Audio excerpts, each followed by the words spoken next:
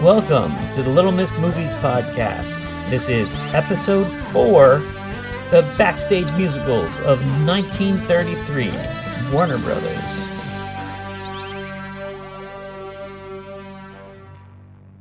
Hi there, and welcome back to the Little Miss Movies podcast. I am Christina Rice, author of And Devorak, Hollywood's Forgotten Rebel from University Press of Kentucky, and the upcoming Mean, Moody, Magnificent Jane Russell and the Marketing of a Hollywood Legend due out in June. And I am the mother of one Little Miss Movies. And I am Joshua Hale Fialkov. I am a television writer and comic book writer and do some other stuff as well. And I am the father of Little Miss Movies. Hi, I'm Gable. I'm also called Little Miss Movies for the cases of God damn it. From now on you are. for the cases of this, like for the meaning of this podcast. And I'm in 5th grade. I'm 10, and I like to write and read Harry Potter books and play video games. You don't write Harry Potter books. No, I said I like to write, and read specifically Harry Potter books. Got it. Thank you. I think, Gable, I understand that your mom and I have revealed virtually nothing else about ourselves other than our professional credentials. Would you like to reveal something else about you that you like doing, or is there some other thing that people don't know other than that you like Harry Potter books? Because that's pretty much as far as we get. I like watching movies. Okay, we got that. One more thing. Just one more. What's your favorite TV show? My favorite TV show, I like Avatar: The Last Airbender. It's my favorite TV show. Right on. Fair enough. What's your favorite TV show, Josh? Oh, no, sorry, I Love Lucy. Oh, you do love I Love Lucy. My favorite TV show is St. Elsewhere. It's the greatest TV show ever made. That's simple. What's your favorite TV show, Mama? I think mine is probably it's probably a toss-up between Twilight Zone and Quantum Leap. Oh, yeah, I like Quantum Leap, too. I thought you'd go Parks and Rec.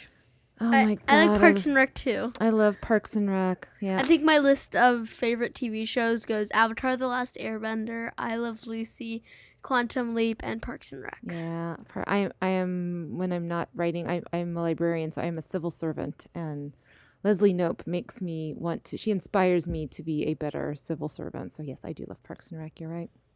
You are right. Okay, but now moving on. Moving on to our episode. I love Parks and Rec, but if there's something I love more than Parks and Rec, it is 1930s Warner Brothers movies. And so these types of films are ones that I've been wanting to share with you for a very long time. And I think, I've probably shared some along the way. But during the last couple of months, we've watched a few. And I know I've mentioned on previous episodes, we took advantage of Criterion's Joan Blondell, who was under contract at Warner Brothers. Sadly, that collection is gone. That collection is gone. I don't even think we watched them all, although we did watch quite a few. 4 of them. We watched more than 4 of them. 5, 7. Yeah, maybe 7, maybe 8. I lost count. I don't know. We lost count. I lost count, but the one you seemed to like the best was Footlight Parade. Yeah. And so we decided to build on the momentum of Footlight Parade and watch 3 movies that were produced by Warner Brothers in 1933 and have choreography directed by Busby Berkeley. So the movies themselves aren't directed by him, but the elaborate... The dance stuff. The elaborate dance stuff, as Gable calls it, was choreographed by Busby Berkeley. And so we thought we would talk about those 3 movies today. And so, Gable, why don't you give us your overall impression of Footlight Parade, Gold Diggers of 33, and 42nd Street? So, as Mommy previously said... This is very professional. I like this. I'm in it. I'm into it. Go on. My favorite was Footlight Parade. I liked all the crazy dance numbers at the end and how we saw snippets of the dance stuff throughout it. And I think my next favorite one was 42nd Street because, again, there we also saw the crazy dance stuff. And I like that. That was really cool. I like all the crazy dance stuff. And and the last one was Gold Diggers of 33. It took a very, very long time to get to the actual plot of the movie. Like the actual main part of the movie, right? Yeah, it does. Takes about an hour Yeah, it really Very does. of like very strange. of like an 86-minute movie. It's very weird. Yeah. A weird decision. Yeah, so I think in order from like favorites, like I liked all of them. Okay. But I think if I had to like order them in my favorites, it'd be in that order that I said them. Footlight Parade, 42nd Street, and then Gold Diggers of 33. And why would you say that Footlight Parade was your favorite? Because you seem to really, really like that one. I really liked all the dance numbers and all that. And I like some of the costumes were just crazy. And I thought it was really cool. And I thought it was also really crazy how they had to stay locked in the building for 3 days and 3 nights. Yeah, In in order to come up with 3 prologues. with 3 prologues and rehearse them and build sets for them, which, by the way, crazily impossible to build a giant waterfall on a stage. And a giant and red square, essentially. Yeah. Yeah, and like red square for 700 people to march on. yeah, and that does sound they hard. built that waterfall in like 4 hours. Yeah. But I think the water crazy. was the That was my waterfall your one, favorite. though. Yeah, it's my favorite one though. For all of your outrage of how they could never have that waterfall on stage It's so for awesome. a movie prologue. I thought it was cool though. I liked all the water stuff in that, like all the water choreography. Yeah. We should add, if you are watching the movie, Moonlight Parade manages to have Footlight Parade. Sorry, Footlight Parade manages to have one of the most stupendously racist. Like the last number is staggering, very racist. We had to talk. We talked with Gable about it, both as it's happening and afterwards. And it's one of those things that happens like as as I've gotten to watch a lot of these movies, both independently and then with Christina. Like it's a thing that you see, and it's hard to. It becomes hard to separate them. But what's interesting about Footlight Parade is that the craft of it is so amazing that it's like it's a huge bummer. Like it's such a huge bummer, except rest of it is so perfect. It's like so amazing. They should have ended with the prologue waterfall. number 2 by a waterfall and skipped Shanghai Lil altogether. No, they should have ended with the worst one of all, Cats. Oh, so Gable, we have a very long kind of running gag in our family with the musical Cats, which it came here last year to the Pantages, and I took her to see. I'd never seen Cats. This is such a diversion. I'd never seen it, and I was very curious. And we have season tickets, and so I took her to it because I kind of thought she would like it. And my God, did Gable hate Cats? I'm sorry if you like Cats. I'm sorry if this podcast is offensive to you. You left out that we have 3 season tickets. And I told you from the jump, you should go sell those things because I will never set foot in Cats. But I wanted to see Cats because I remember what a big deal it was. Oh, you're such a cynic, she says. Oh, you just can't enjoy things, she says. Okay, so Josh didn't join us for Cats. My mother did, and my mom had some kind of issue that for some reason she did not join us until the intermission. And she came and sat down and asked Gable to bring her up to speed and to tell her what was going on so far. And Gable just looked at her and said, "I have no idea." So we haven't seen the movie Cats that came out last year, but it has been a running gag.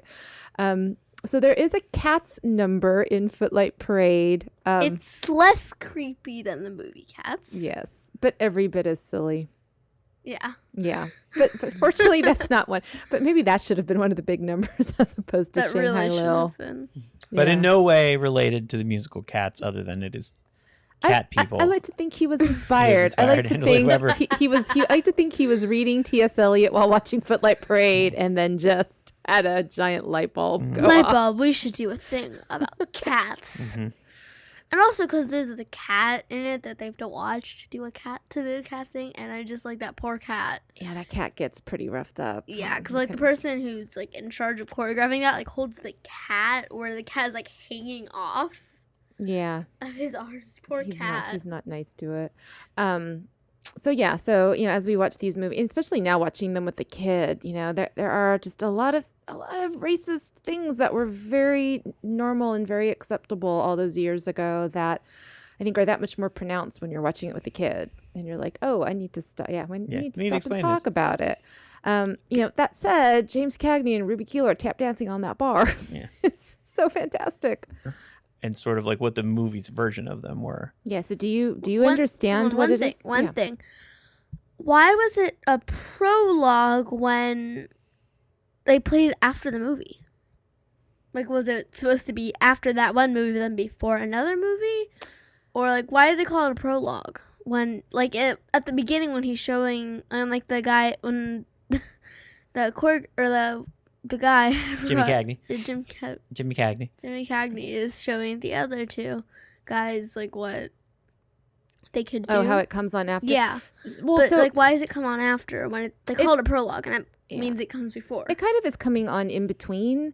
And back in the old days, now, like, when we're going to go to a movie, we, like, look and see what time the movie starts. Yeah. And then we go and we'll, like, buy our tickets ahead of time and get our, reserve our seats ahead of time. Yeah. So back at that time, like, in the 20s and 30s and, 40s, I don't even know up until when, you just show up at a movie and people would just go in. And a lot of the times people would just walk in the middle of a movie and just watch it from halfway through and then just stay there until it went through. So it's kind of showing like in between. So it's like they show like, okay, we're about to start another movie. One movie just ended. Like that? Kind of. I think so. So I think it could be considered a prologue or a tail end, but they called them prologues. And so what they were is, because we had these giant movie palaces. Yeah.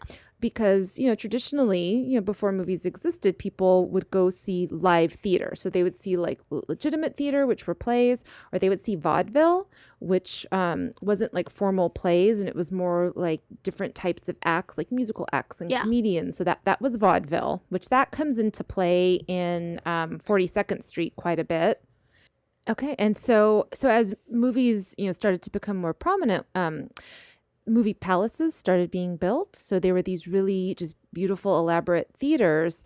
And so there would be live performances that would accompany them. And that was called prologues. And if I'm not mistaken, I think Sid Grauman, who built like the Chinese theater in Hollywood and the Egyptian theater and the $1 Million Theater in downtown Los Angeles, started instituting these prologues. And so they would be these elaborate musical numbers that I think tried to go along with the movie that was playing. And it was a way to draw people into his theaters. And so that was something that existed at the time. And a bit of trivia. Josh, did you know that Myrna Loy was a prologue dancer at the Egyptian Theater? I did not know that. Yes, she was. If you read her autobiography, she has wonderful descriptions of being a prologue dancer Who's at that? the Egyptian. Myrna Loy, she was a movie star in the studio system. We were going to have to show you The Thin Man at some point. Myrna Loy was the wax figure I desperately wanted to bid on when Movieland Wax Museum closed. So that's another story for us at some point. And so I think that's what makes Footlight Parade really interesting is that Gold Diggers and 42nd Street are very much like Broadway backstage musicals, but Footlight Parade focuses on James Cagney salvaging his career by getting into prologues, by producing prologues, and creates kind of a prologue empire, which I think is really interesting. And was that like, did you get that as we were watching it, even though it's something that doesn't really exist, that just doesn't exist anymore? Yeah. So they do a pretty good job, I think, at the top of the movie of explaining it. Yeah, right? they do a good job of that. Yeah.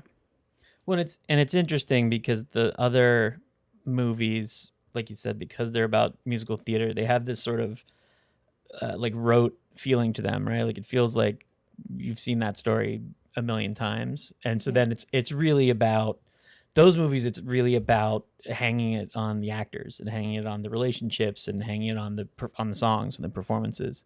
Yeah. Whereas in Footlight, it actually is about kind of the whole thing. It's about the sort of like the innovative ideas and all that stuff that really, for me at least, that's kind of what kept me going through it. Is it for me though? For me, even though like it is kind of a more unique storyline, like I do think what sets Footlight Parade apart from the other two is James Cagney, because I think James Cagney is so magnetic and so fantastic. What did you think of him, Gable? Yeah, I think he was really, really good in Footlight Parade. He did a really good job of acting like his character. And yeah, I thought he was an overall great actor. Yeah, and his dance, and one of the things, and Josh pointed out while we were watching it, I mean, when he starts dancing, and like all during the movie, he'll just start kind of breaking out in dances as demonstrations. Yeah. And he looks like he just gets up there without rehearsal, which probably wasn't the case, but it looks like that. Yeah. He makes it just look so natural. Yeah, it looks like he's actually in like the universe of their characters. Like it looks like he's actually going like, oh, okay, I want you to do this, and he breaks out into a dance routine, and like it's like so perfect, but it also seems like he just made it up on the spot. Right. He's so, I think he's one of the most natural actors that there are. Because I think like the Warner Baxter's character in 42nd Street, who's like the producer, you've got to come back a star, that guy, like the character is very much, it's kind of like the same character. They're both these producers that are very driven, and their life just hangs on their ability to excel at what they do. And, and I think Warner Baxter, I think his performance in that movie is perfectly serviceable. But I think Cagney is just able to like infuse this extra spark. I think that maybe Cagney could have done like a better job. Do you think in 42nd Street? Yeah. Yeah. I think Cagney probably could improve many, many movies. And I also think, even though Joan Blondell is in Gold Diggers of 33, she has a much more prominent part in Footlight Parade. And I think her and Cagney together are just spectacular. And so I think just that the chemistry between the two of them and just the personalities of the two of them, I think is what makes me love that movie so much. Yeah. And you like when Blondell, when she almost uses the B word, but then like catches herself. Yeah, I was like, oh, it's like, was that her line, or did she just like add that for like extra flair? I don't know.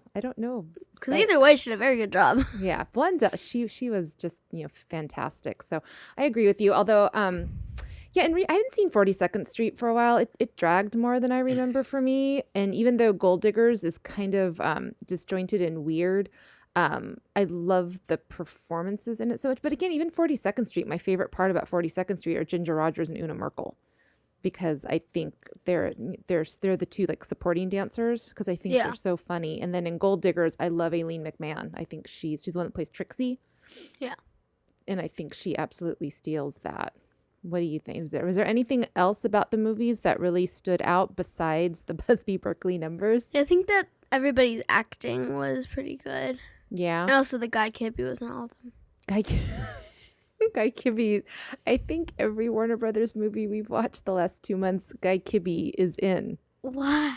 Just why? Why? Just why? Well, that is a good question. So that brings us to, that these movies were all produced by Warner Brothers. And I don't know if we've ever really talked about kind of the movie studios and the studio system. We talked about it when I read your book.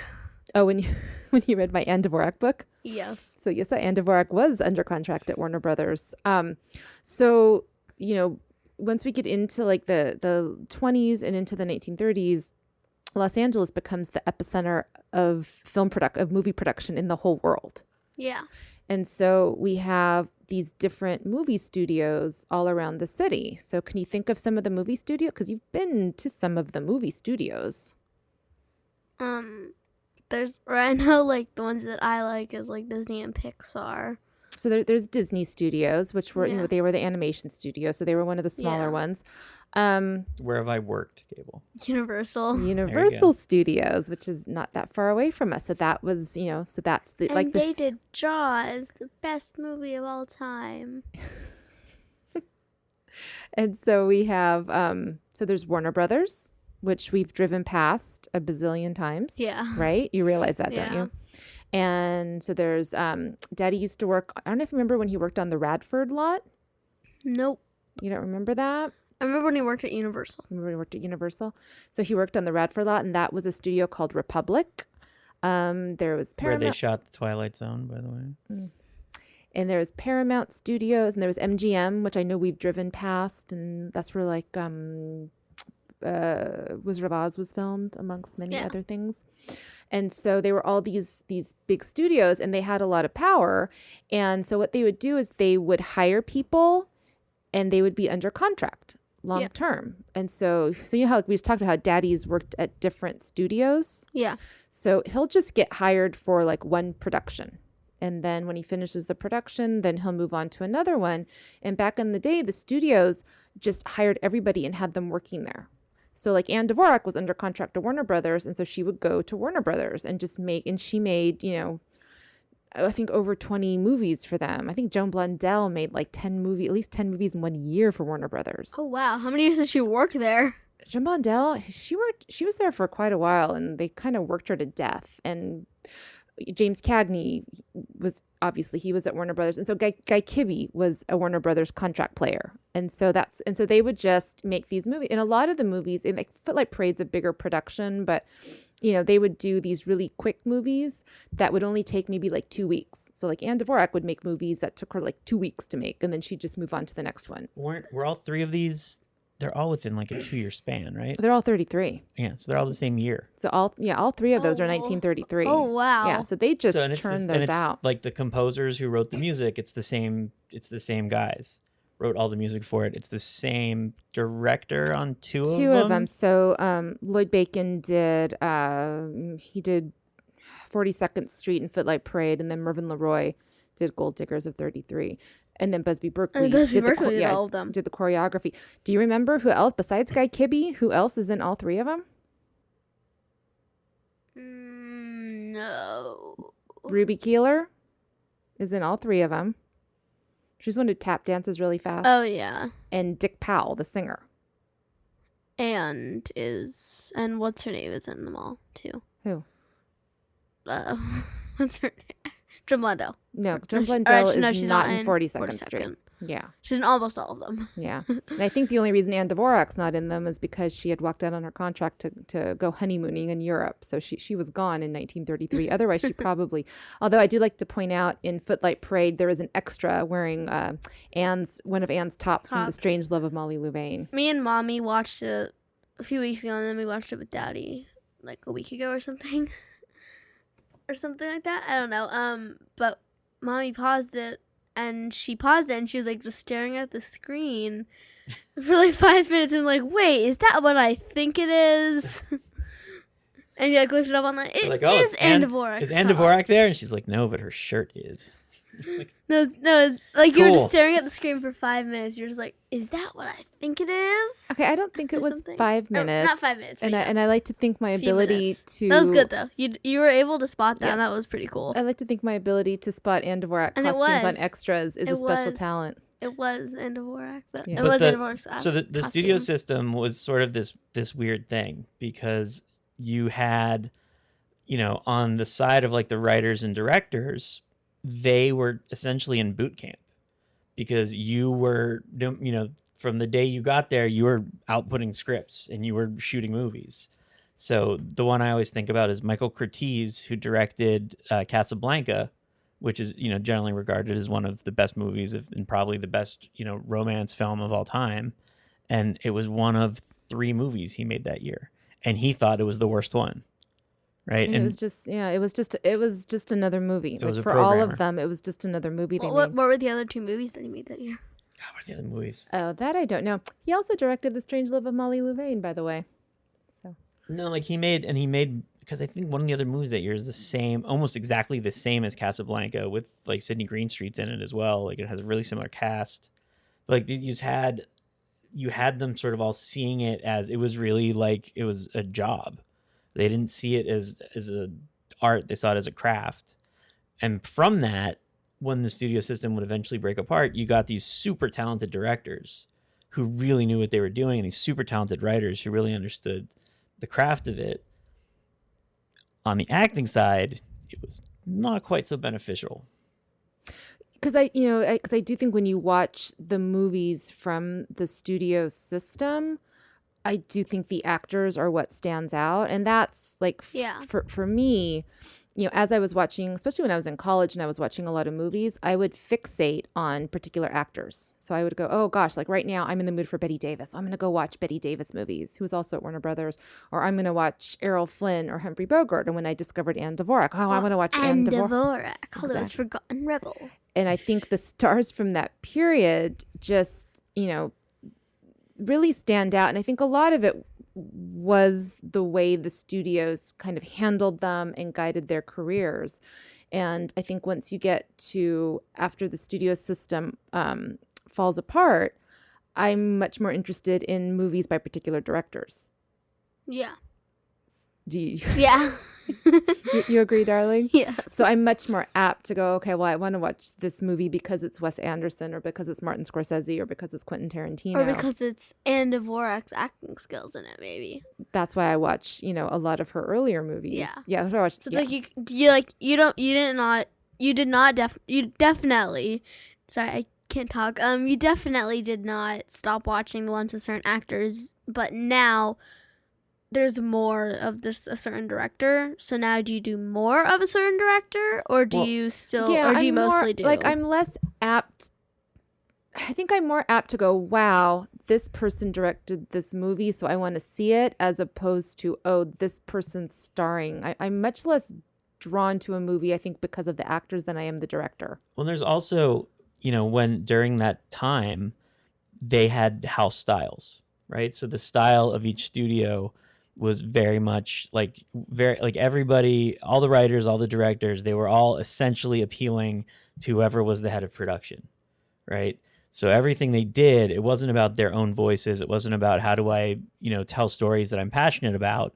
It is about, I got to turn the script in, and I know what Louis B. Mayer is going to be okay with. So I'm going to turn it in. Jack Warner's going to be okay with. And the thing I love about Warner, because Warner Brothers, like MGM was like the big studio, like they did like big glossy productions, and Warner Brothers was more grittier and took on social issues more. And so, 1933, like this country is in the Depression. Like we're absolutely going through the Depression. Yeah, all three movies mentioned the Depression. All three movies. So movies definitely were serving a purpose at that time of escapism. So a lot of these movies, when we watch them, there's like amazing sets and there's amazing costumes. And like with these ones, you have these crazy dance Busby Berkeley numbers. And it's all like escapism.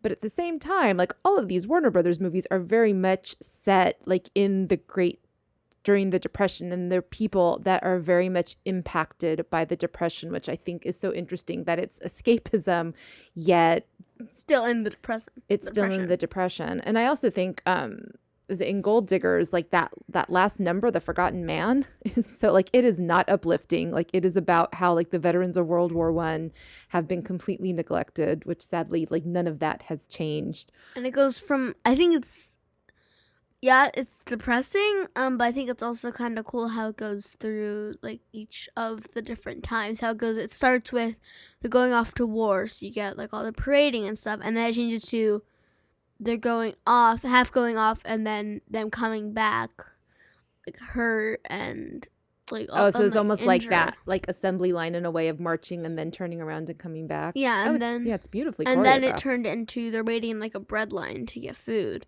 And then it turns into they're marching in a giant arch while she's singing. Well, that's the very Busby Berkeley visual thing, to have them like in that almost kind of they're so happy when they're in that sunbeam arch. They're all standing in that food line, loving it. They're so happy. Things are working out. But but that's the thing is, so you got to do, again, like there was this weird ability, depending on what your specialty was, to sneak stuff in. Like to be able to put what is like sort of a profound comment on America, like no matter how interested in social issues Warner Brothers was, they didn't want to criticize the American government that much, but it's sort of clothed in this like flashy showstopper of a musical number, which also pays tribute to FDR. Yeah, which had like a giant FDR face. It's like, well, how could you possibly be saying anything bad? And the National Recovery Act eagle. Yeah. like so because of that, like they get away with it. And that's actually like when we watch pre-code movies specifically. Yeah, speaking of sneaking stuff in. Like that's one of the things that's kind of amazing about them is that even though there wasn't a thing that prevented them specifically from making the movies they wanted to make, really, they all sort of understood this is the rules and this is the law of what we have to do if we want to get people to watch our movies. And they all found ways to sneak around. They all found ways to sort of like get past it. And that's how you ended up getting some of these movies that lasted and that have profound life afterwards. And a bit of notoriety. So there's like the scene, was it in Gold Diggers where they're in silhouette, the women undressing, and like some of them, like they're clearly not wearing any clothes.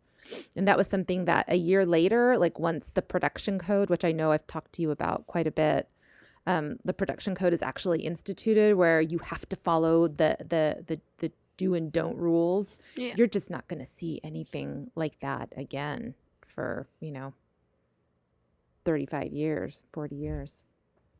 Yeah. So what I like I knew Jimmy Cagney, at least as a kid, which is funny because what I'm going to say, she also doesn't really know. I know Jimmy Cagney from the Looney Tunes, where they'd always have him as the cartoon character. So like he, as an actor, as a character, because he has the voice and he has such a distinctive face, but he was never portrayed as like a song and dance man. In the Looney Tunes, no, he was always portrayed as a gangster because that's how he came to prominence. Was as a gang. And he did in a movie called The Public Enemy, which I think we're going to have to do the gangster trifecta of The Public Enemy, Little Caesar, and Scarface at some point. So Cagney was known as a gangster. And then, did you watch What's Happening, the TV show? I did not. You did not? Because the character, like Rerun, would always go, "Oh, you dirty rat." He would always, and that was, I don't even think Cagney ever actually said that, but that was actually my introduction to James Cagney, was Rerun's impression on What's Happening. So I always knew Cagney because he was always parodied or portrayed as a gangster.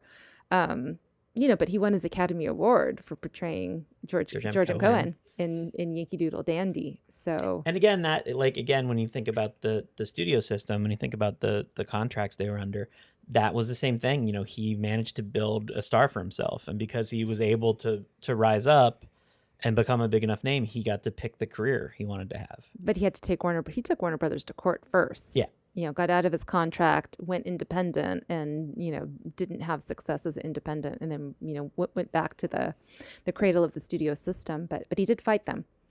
I will say, Anne Devorak fought them first. Anne Devorak took Warner Brothers to court. She filed her court case a few months before James Cagney did. She filed hers at the end. You always have to give Anne Dvorak the first credit that she actually took. You have to give her credit. If we're spending a show talking about Warner Brothers, even though Anne's in none of these movies we're talking about, she is my true love. So I will talk about Anne. Yeah, and you have to tell everybody that she's awesome. So people will watch her movies, and she'll become Hollywood's biggest star. Everybody watches her movies. Less forgotten. Rebel. Hollywood's less forgotten rebel. I don't think she'll ever become Hollywood's biggest star. But do you think now, like, if you were to see a movie that had like Joan Blondell and Guy Kibbe in it, like, would you think, this is a Warner Brothers movie? Probably. Yeah. I think you're starting to become familiar, at least with Warner Brothers. I just think now, forevermore, whenever you say Warner Brothers, I'm just going to think of Guy Kibbe. I think forevermore. I think that is perfectly fine. Forevermore. Many people think of Batman and Superman. Gable. But for my child, it's Guy Kibbe. Cool. My work here is done. My years working in comic books has really paid off. I have one thing I wanted to talk about, which we talked about when we were watching it a little bit. The thing that I find like kind of amazing and a little bit baffling is that all of the music in the movie, all three movies, is generated in film. Like it's diegetic. It's all being played, but like you see the source of the music, whether it's through rehearsals or through characters playing piano or through the actual musical numbers. There's never a point in any of the movies where people break into song. And so what you get is this very strange, like they're clearly musicals. The musical numbers clearly serve the purpose of forwarding story, right? Because you actually see relationships build by how they're performing the songs and how they're going. But like they never, unlike 80% of the musicals, 90% of the musicals in the world, they never actually can't control themselves and burst into song, which is what musicals are for. That's what musicals are for. It's when the characters can't express what they want in words, they express it in song. And then when they can't express it in song, they express it in a dream ballet, which is terrible. But that's cool because that's what they do in these things. The dream ballets are not cool, man. Like, so what the kind of practical impact of that is on the movie is that you only have very short sections where there's actually musical numbers. So even, in Footlight, like full music, there's little snippets of musical numbers, but like 20-second, 10-second little snips. And then at the end, when you have the 3 pieces, those are the only extended ones. And even then they're maybe like 2 minutes, 3 minutes at most. Like they're not huge numbers. And so you end up with this sort of like lopsided musical almost, where it's a drama film first. And I think that's what Gold Diggers of 1933, I think that's part of why it feels weird, is so much of it is like, we have to explain how we got into this situation that will allow us to get into a place to make this musical. And then they're done getting in that place. Then they're like, excellent, now we will make the musical. And then they make the musical. Well, bizarrely though, like because the big musical number in Gold Diggers is in the middle. Like the big, like, oh, it's true. peppy, It's sort of overhead, choreographed, and then you have like the really downer, Forgotten Man at the end. But I feel like that one's almost anticlimactic. What one in the middle? Oh, the one with like the glow in the dark violins. The marriage one. Right? Oh.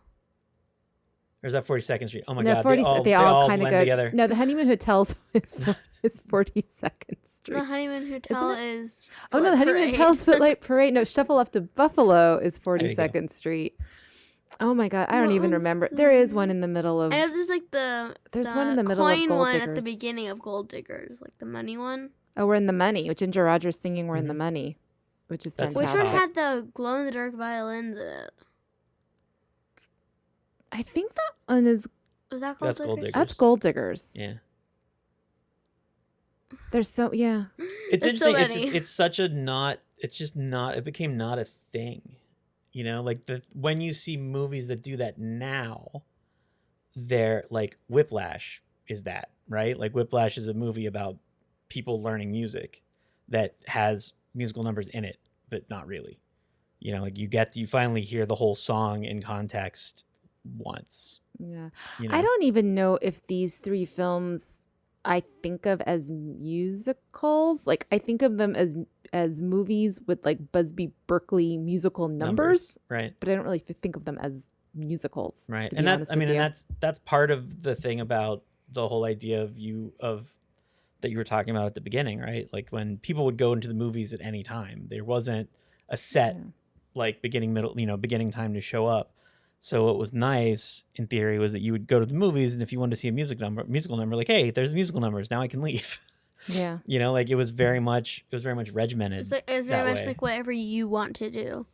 It's like, say, like, it could be like maybe you'd started watching a movie or something at some point in time. Like you'd start watching a movie a few days before, but you didn't get to finish it because, like, I don't know, something happened. So then if the movie is playing later, then you could just walk in and be like, okay, I don't need to watch the whole beginning again. I can just watch this end. Save time. Save time. Yeah, and I think that was a holdover from vaudeville. Like vaudeville, like there would be a slate of performers, and they would, that slate would play through a few times a day, and you just walked in and watched it through. And so I think that was a holdover for. Or you could for just many come years. if for some reason you went to the movie theater but didn't want to see a movie, you could just watch the prologues if you wanted. Yeah. If for some reason you just didn't want to watch a movie, which that would be weird, but For the record, the prologues were nothing like the prologues. yeah. I don't think Let's they say had you wanted to waterfalls. watch. I'm pretty sure. But Let's Sid say- Grauman's work, because he had Sid Grauman had the movie palaces built with like full Right. full deep stages, but yeah, I still don't think they were. Marching were- on Red Square. That wasn't. I don't think that they wasn't a thing. were. Yeah, Yeah. or diving They weren't big enough to into. do a waterfall Yeah, with like rotating or something. There was like two separate parts of the waterfall that were on stage at the same time. She's very upset about the waterfall. She's very She's outraged. outraged the She whole like time. is delighted and outraged all at the same time. Did I ever tell you the first time I saw Lethal Weapon in the theater? We got there too early, and so we got there for the end, and we were very confused because we thought we were late, and so I was trying to figure out what was going on, and then the movie ended, so we knew how it ended before it began. So that's actually a terrible way to watch a movie. So I'm glad that they stopped that. That is also, if you remember, how we saw Mad Men's finale. We sat down, we turned it on, We did, and we were saw like, the "What is end. this? Like this? What a weird way for an episode to start." And then the credits played, and we were like, "Oh, for God's sake!" So the whole episode, it was like a puzzle. How do we get to the Coke commercial? Yeah. So I can't believe you just spoiled it. You totally spoiled it for people who haven't seen it. I was so judicious in not saying it. You can cut up people. Was it how long ago was the Mad I Men know. finale? I know. I think it's still it's so precious though. Is it? I don't know because we never got to experience it. So What Yeah. Coke commercial? it's a whole thing. We'll talk to you about it off air. So did you have questions about any of that stuff? Questions about any of those three movies? Other than how do they build a waterfall? No. So I think we're going to do, is next week going to be Christmas? I think next week we're Yes, going to do it Christmas. is. Yes. And then we'll see. We might take a week off to not have to do anything during Christmas week. But we'll see. So we'll see you guys back here next Monday morning with some Christmas movies that Hooray. she hasn't seen, hopefully. No, we're doing. Oh, we're doing movies we like.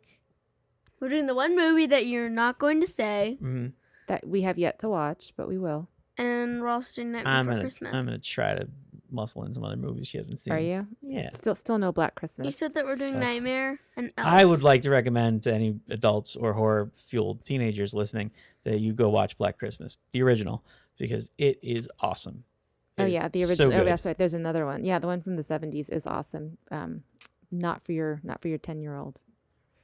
But yeah, so we'll do Nightmare Before Christmas, and we'll do Elf, And the mysterious movie that Daddy is suggesting. and probably It's a Wonderful Life. 4 movies. Just out on 4K, sitting on the shelf right That's behind right. We need to me. rewatch There it. you go.